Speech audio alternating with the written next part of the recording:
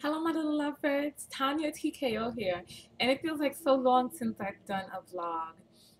Today I'm going to try to keep the video short because I don't have words of wisdom. I'm actually hoping that you guys can impart some wisdom upon me. The topic of today's video is, are children entitled to freedom of speech? Now, hear my thought process before you answer, and I definitely want to hear from parents, also from people who happen to be children themselves. And I am tremendously interested in hearing from parents who have successfully raised children to be positive, contributory adults. I don't know if contributory is a word, but pretend it is. Pretend it is. Let's start the video out with a hug. Hug, hug, hug, hug, hug, hug, hug, hug, hug, hug, hug, hug, hug. I missed you guys so much. I hope you all enjoyed my footage from Las Vegas. I had a wonderful trip, and I'm back inside the lab today. I have my setup. I'm getting ready to make a tremendous batch of these coconut treats, the rum balls with the the illegal overproof, and I'm really looking forward to that. I finally got the formula perfected, and I was turning into a sideline alcoholic because these things are no joke. I'm thinking about changing the name to Devil's Balls because these things are really sneaky. I'm using overproof Ray and Nephew. I'll show you guys. I'm using overproof Ray. Look at me. I look like an alcoholic. It's brown because it has pure vanilla beans in it. They've been in there for a little more than a month. You can't see them, can you? It's dark. Yeah, they have pure vanilla beans in them, so the rum has darkened. The flavor is robust, and I'm going to be making 1,000 of them for Christmas. This is the box that they're going to come in. And these are no joke, because you know that overproof alcohol is 50% stronger than regular alcohol. And each little chocolate ball, I have a batch I did yesterday in the fridge, and me and my workers were having a good time in here yesterday. But Wednesdays I make videos, and I'm in here by myself. And so for those of you who don't know, I'm not going to talk too much about it, but come to my website, tkoskin.com. I sell gourmet skincare products, and I'm coming out with a lot of different things. So sign up on my mailing list and stay in touch with me, because you never know what I might come out with. Like, I'm coming out with my first men's pack next year in the spring, and people have been talking to me about different products that men need. So I would love for you guys to write me and tell me about different products that men need. And somebody gave me the idea of a mojito, because it's going to be called Mojito Man, a mojito lip gloss. So I finally got my formula for that, and I'm going to get the video started. Are you guys ready? This is my, it's minty and lemony, sour and sweet, with vitamin E in it. All right, let's get started in the video. All right, are children entitled to freedom of speech? I'm curious about this because I was presented with a situation in which I started to think about children, parents, what our roles are in their lives as parents. We don't want to stifle children, and we want them to have their own ideas and their own mind. But at what point does that begin? And up until what point do you let that end? Do you stop your children from expressing themselves? What type of adult will that create in the child? And the way your children treat you, will that be the way that they treat? Oh my goodness. Pause for a moment. And I am back. And that was good news or bad news, I don't know. That was the UPS guy. And not only is my chocolate temperer here, because you know when you sell professional chocolate, you have to temper the chocolate, which involves a process of heating the chocolate to a certain temperature, lowering it, heating it up again, lowering it, then heating it up for like half an hour in order to get the chocolate to a state where once you pour it, it dries shiny and it doesn't melt off on your fingers, etc. That's for the devil's balls. Let the sin begin. Those things are awful. They're awful. I promised myself yesterday I would never eat another one. Now that the testing is over, I don't think I'll ever eat them. Who am I fooling? I'm going to eat another one.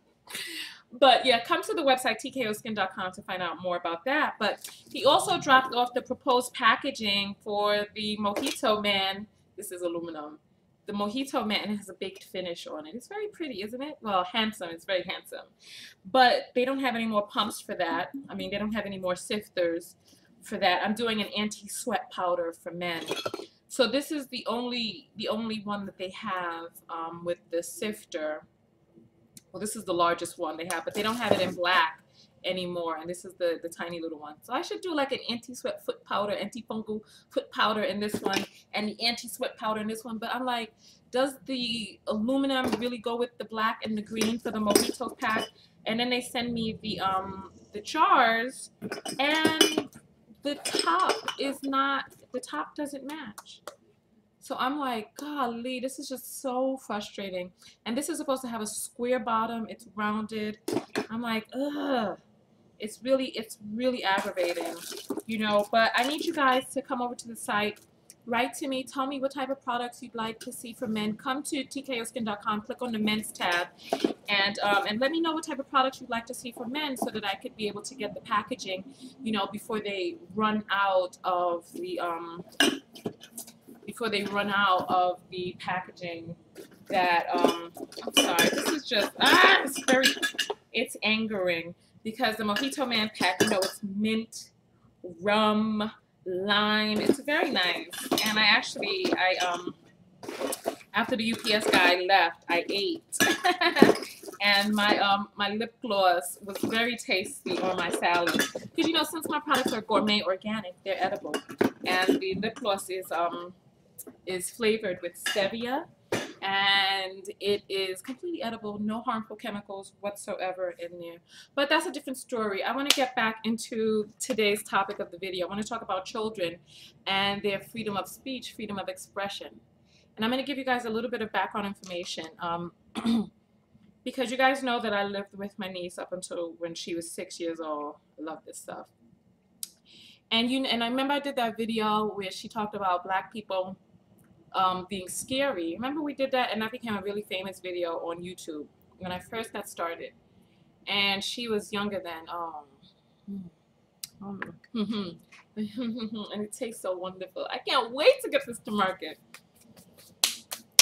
Remember when I showed the packaging for the Body Butter Beautiful for the very first time? Who would have known it would have become such a huge product? So I'm really excited about the Mojito Man pack. So make sure you write to me about that. But anyway, back to my niece. So we did that video, and you know, I did the video about how I believe that children should philosophize and they should enact, you know, trains of thought so that they can be able to not only philosophize about the world around them, but be able to use logic and make good decisions for themselves. So now let's talk about how that translates to children and their freedom of speech, freedom of expression, freedom of thought, and our roles as adults in children's lives, you know, helping them find their way through the world and becoming good, productive adults. And, you know, and I've seen different sides of the spectrum. I've seen, you know, people on the bus who don't talk to their children, rather scream and yell and holler, even strike their children, never letting them have a chance to voice. And then you see other children who scream and yell at their parents, and even children who strike their parents, you know. So how do you draw a line for the children? How do you let them express themselves as human beings, but also realize that they are children and that they are in a mental state that, I mean, though children can rationalize and philosophize, their minds are not fully developed yet. And they have to be socialized. They have to learn how to deal they have to learn how to deal in the society that you're in.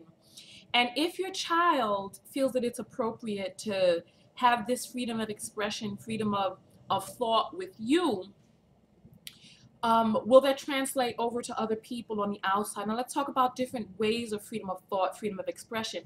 We know that children are very impulsive, and they, I don't want to say that children are like little animals. I don't want to say that, because, you know, children are kind of wild when they first come out. You know, you have to tell, even little girls, you have to teach them how to keep their legs closed. You have to teach them how to keep their clothes on. You have to teach them to wear shoes. You have to teach them that they can't, they can't act out any and every impulse that they have. They have to control their bowels. They have to control their urine.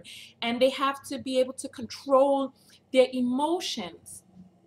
Now, when we start talking about the different ranges of freedom of thought, freedom of expression, now it's appropriate and it's okay, I'm sure, for your children to express themselves, or at least I hope, because some parents are of the belief that children should be seen and not heard. And so children are never really able to express themselves. So in my opinion, I think it's okay for children to express themselves when with feedback, input, making decisions, etc. But when they're not in control of their emotions, are they still warranted, or are they still guaranteed that freedom of expression, freedom of thought, when they start saying things like, I hate you, you're stupid, I wish I'd never been born, I wish you were not my mother, go to hell. And then we start graduating into different areas other than that. What about freedom of expression? You say something to your child that they don't like, and they run off, or they stomp off, they slam the door. What if they start throwing things down? Um, at what stage do you start to stifle their freedom of expression, or do you, I know you can't let it run wild. I know you can't just let children's freedom of expression and thought run rampant, but at what stage do you curtail it? Do you say, you know what, this is not appropriate? Does it come to when they're lashing out at you in anger? Because, as a parent, you should never discipline your children when you're angry. And you yourself should calm down before dealing with your children in a disciplinary role. So when children are angry, do they get a pass for the things that they say, and then you wait for them to come back later and apologize?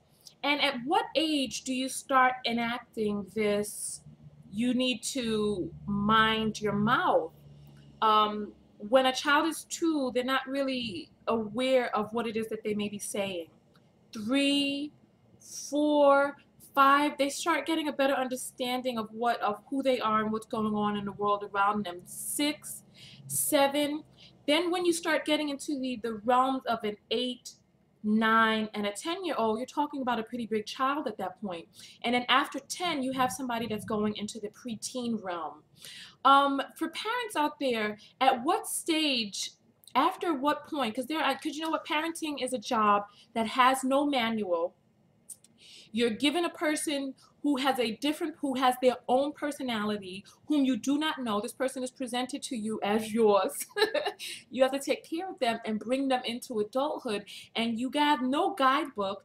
You have different circumstances that are thrust upon you, and you don't really have any guided, any foolproof, this is right, and this is the right thing to do, and you'll come out with such and such a result. You're pretty much winging it. So I'd like to hear from some parents who may have made a mistake along the way, that wish that they had done something differently, whether you wish that you had stifled more, whether you wish you had stifled less, because I know a young lady whose parents stifled her because they wanted her to be good, they wanted her to be the best, they wanted her to excel, and she did, until that first semester of college away. And when she came back with a baby in tow, well, the baby was still in her abdomen, but when she came back impregnated, she was never taught how to use the process of rationalization in order to deal with the world out there on her own. And then I know another side of the spectrum, where a young man whose parents didn't like the word no.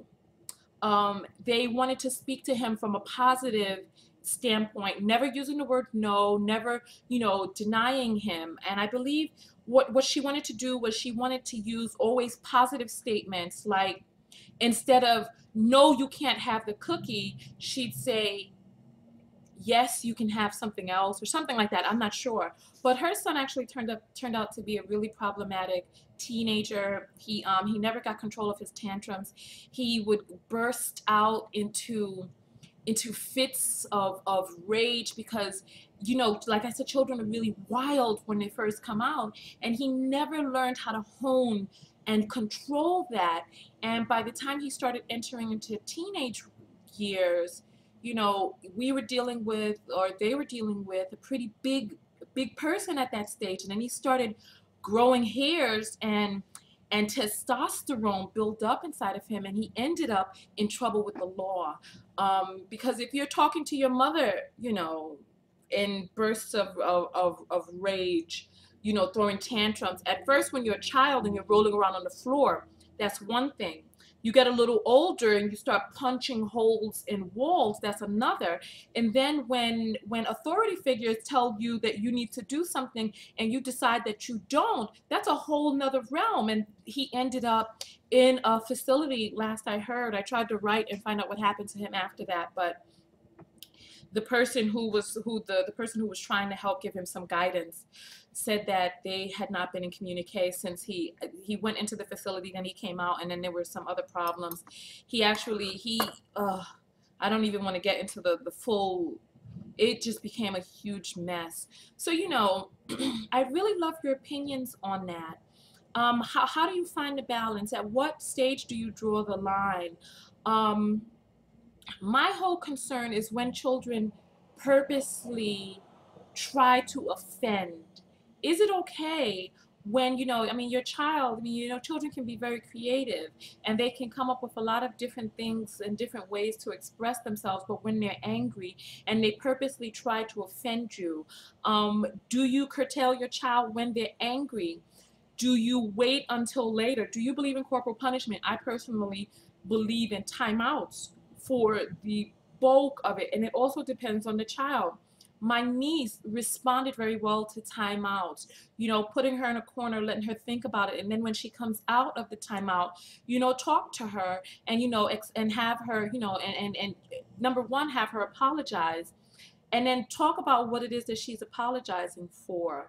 Some parents believe that children should come upon the apology on their own. Other parents think that they have to force the apology on their child, whether they mean it or not. They're going to respect them, and then they're respecting you out loud, but what is it that they're feeling on the inside? And then once they get away from you, does that respect translate?